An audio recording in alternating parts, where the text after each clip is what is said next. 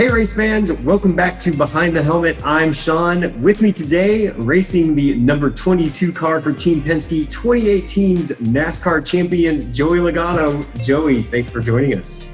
No problem. Thanks for having me. What's up? Oh, I'm good. Yeah, I really appreciate you taking the time out. We'll just dive right in. So you're getting ready to go to Richmond as we're recording this. How are you feeling heading into that race? Pretty good. We just came off of Darlington with a solid third place finish, so we will take that as the playoffs just started in Darlington. So a good start to the postseason.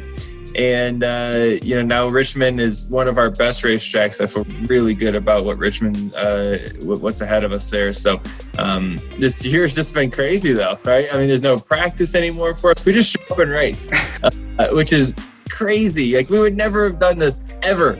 And we had, just been doing this since we've gotten back, in May. So it's been a really weird season, just like it is for everybody.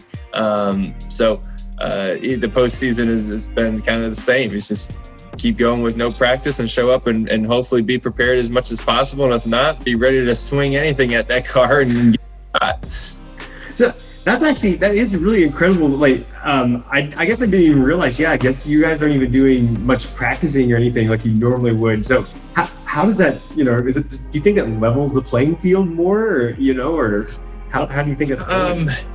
In ways, yes. In ways, no, not at all. Might be the opposite.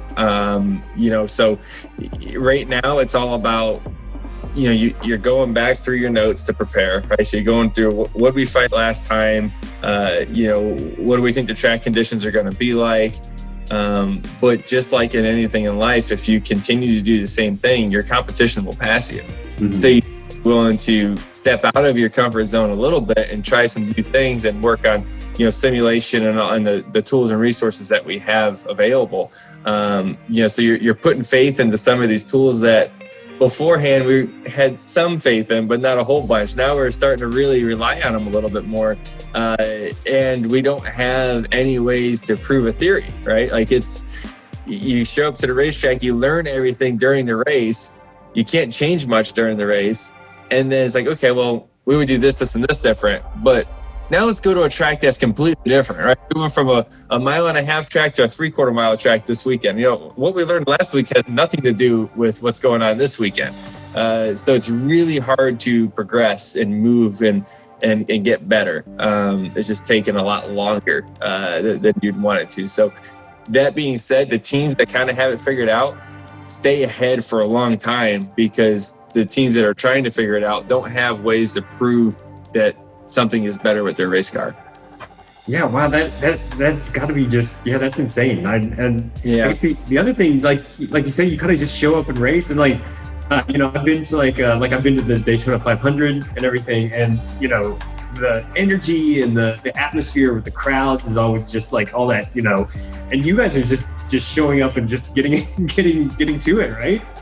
Yeah, and not having the fans at the racetrack has been a bigger deal than you would think it would be. Just the energy, like you brought up, having just the people there, the cheering, booing, whatever, just making noise, right? Like it's really weird when you roll out there. It's just quiet. Like you can hear the rocks dinging off the crush panels in the cars, right? Like it's weird. Like it's like a test session when there's nobody there. And that's what it feels like, but there's 40 cars ready to race, so just a very unique feeling. Now there has been some racetracks that they're bringing back fans. Darlington had some fans, Loudon, New Hampshire has some, Bristol. They were slowly starting to bring fans back at a small capacity. Daytona has some as well. So that part's nice. Like it's funny that I've noticed now is that even though the stands look kind of empty because everyone's so spread apart, that they still yell and scream and you can hear them. Now, like that part's really cool before the race. Obviously, when we're in the car, you can't hear much, but before the race, everyone yelling and screaming, you can find them and see them and hear them yelling. So that's pretty cool. Yeah, no, I know like the fans are super passionate and everything. That is, it's good. At least the amount of fans that you have there are bringing everything they got. Of course, yeah, that part's nice. I mean, we have so much passion in our grandstands. It's amazing. love or hate, like they're passionate about it though. And that's what drives our sport. That's what drives motorsports in general, right? Is the fan side of this. And, it's funny, you think about everything that you've taken for granted before COVID started, right? Like kind of, oh yeah, fans at the racetrack every weekend. That's what we do, and we appreciate them and all that. But now, like, once it's taken away, you're like, whoa, like I appreciated that even more than I thought I did, right? Like when something's taken away from you that you used to take for granted, really makes you appreciate what you had. That might be maybe one of the biggest lessons we've all learned throughout all this, right? I mean, just the freedom to go outside and do what you want and not wear a mask, and when you go to the grocery store would be great, like that would be great. But it's funny how we took that for granted before. It has. It's changed everything. You're right. Here in Melbourne, we're still in lockdown, and I was saying to you before earlier, I haven't seen anyone outside of my family, my immediate family, for like 2 months, and and that actually kind of leads into, so when you were in lockdown, not being able to race and everything, what did you do? Did you have any? Were you watching movies, or what was going on? I can't sit still. I can't watch a movie. I can't do anything sitting down for long. So I constantly is looking for something to do. Now, thankfully, we have a 2.5-year-old, which really he keeps me busy. And my wife, we just welcomed our second little guy, May 7th, which that made our lives very, very busy. So that kept us going during kind of the break, if you want to call it that. Kept us very busy trying to keep everyone going and doing that. But, outside of that, we did a lot of stuff for COVID-19 relief from the charitable side, and did an amazing $1 million fund that we put together, and really, really helped out some people that, we didn't even realize areas that this was affecting. So that was very fun and rewarding, and something to obviously keep us going. And then just trying to figure out how do we get back racing, right? That was the other piece of it, is having meeting after meeting with NASCAR of what are we trying to come up with of getting the teams back to work, right? Getting the shops back open to build the cars, and then figuring out how do we get to the racetrack safely. The opportunity was huge in front of us. So that kept us busy as well, because, being the first sport back into action was a huge opportunity to do something great, but also a huge risk if it went bad. So we had to really have all our T's crossed and I's dotted to make sure we did the right things. And it ended up obviously working out great. We took advantage of that, and so that's something to be very proud of as well. Yeah, I cannot even imagine having a baby like during this. I've got a 2.5-year-old daughter, so that part I understand. Oh, cool. I think of having a brand new little baby would be intense in this like atmosphere. It wasn't as bad as you thought. Maybe maybe I was expecting it to be like hospitals, like, oh my gosh, like you go to the hospital, there's a 100% chance you get COVID, right? Like, and really, like, it was okay. Like, everyone was separated. Everyone kind of did their part. You wear a mask all day, every day, which we've all gotten used to knowing how to do that at this point. So it really went pretty smooth. There's less people at the hospital than normal, because nobody's going there unless they really, really need to. So it was fine. It really wasn't bad at all. Oh, that's great. I mean, silver lining. That's good. Yeah. And you kind of mentioned like the charity stuff. So I kind of wanted to talk to you a little bit about that. So you do have your own charity. So what is that all about? Like, how did you get into that?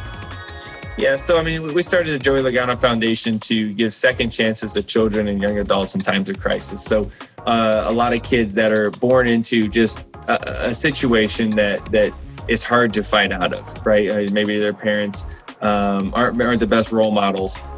We get thrown into the system of foster care or group homes or whatever you may want to call it. It's a very tough life, and maybe don't have the best role models around them. And for those reasons, you're probably going to make a couple mistakes, a couple bad decisions.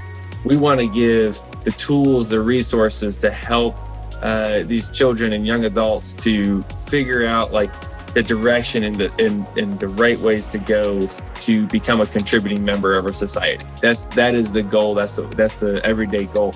Now, obviously, when COVID started, is like, okay, wait a minute, let's figure out where the need is for today, and how do we fix this moment. We teamed up with Elevation Church, which is a huge church here in Charlotte, North Carolina, called Pastor Stephen Furtick and said, hey, we want to help. Just tell us what you're doing and how can we just pour fuel onto what you're doing and make that bigger.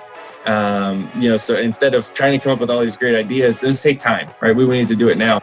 And listening to one of his sermons, it really hit home for me. He said that we're all in the same sea, right? We're all going through COVID together, but we're all in different boats, right? And some boats are able to weather storms better than others.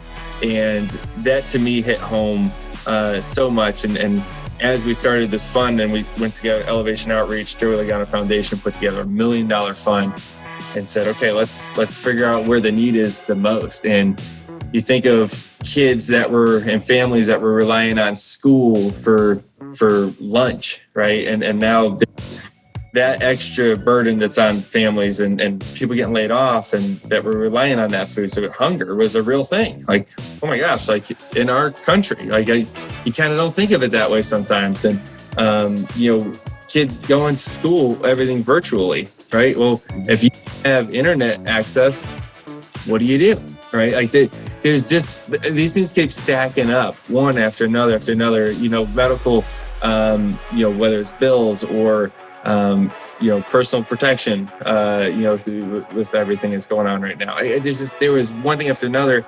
And then at the end of it, for a big grand finale, we actually just did this. It was really cool. We did a drive-in concert. We had Lee Brice, country music singer here, and had a big concert for all the frontline medical people, and so everyone in this region here in Charlotte, North Carolina, where we had doctors, nurses, everyone that was kind of involved with that stuff frontline, especially when this whole thing started. We had no idea what this was, right? And those people were taking huge risks.